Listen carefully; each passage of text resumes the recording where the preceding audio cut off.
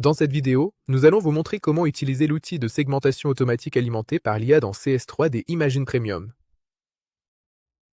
Vous pouvez accéder à cet outil depuis n'importe quel onglet du logiciel, avec n'importe quel volume CBCT, quelle que soit sa taille ou sa résolution.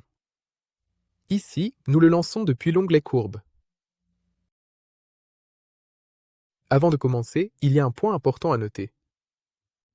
Pour obtenir l'identification et la numérotation des dents, il faudra aligner le scan intraoral avec le volume CBCT. Cet alignement peut être effectué soit avant, soit après la segmentation. Une fois que vous lancez l'outil, un indicateur visuel vous informe que la segmentation est en cours. Il fonctionne en arrière-plan, ce qui vous permet de continuer à travailler pendant le traitement. Par exemple, vous pouvez lancer en même temps la détection automatique de l'arcade et du nerf mandibulaire.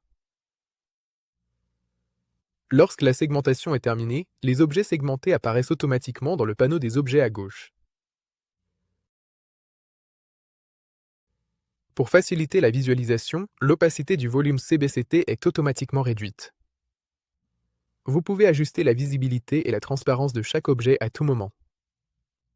Depuis la vue 3D, vous pouvez facilement afficher ou masquer le rendu volumique CBCT.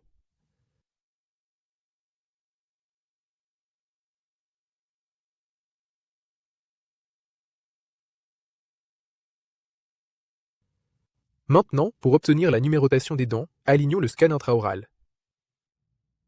Ici, nous sélectionnons l'arcade maxillaire. Une fois l'alignement effectué, après un traitement rapide, les dents sont automatiquement identifiées et numérotées.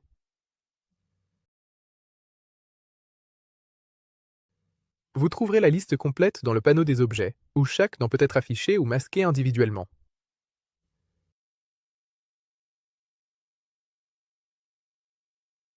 Assurez-vous de vérifier la numérotation à l'aide de la fonction modifier dédiée.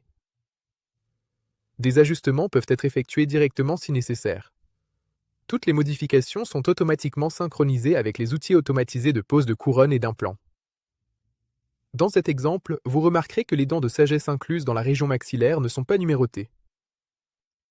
C'est parce qu'elles n'ont pas été incluses dans le scan intraoral. Elles apparaissent comme non définies dans la liste des objets. Enfin, vous pouvez exporter tous les objets segmentés au format STL pour les utiliser dans d'autres logiciels, selon vos besoins cliniques.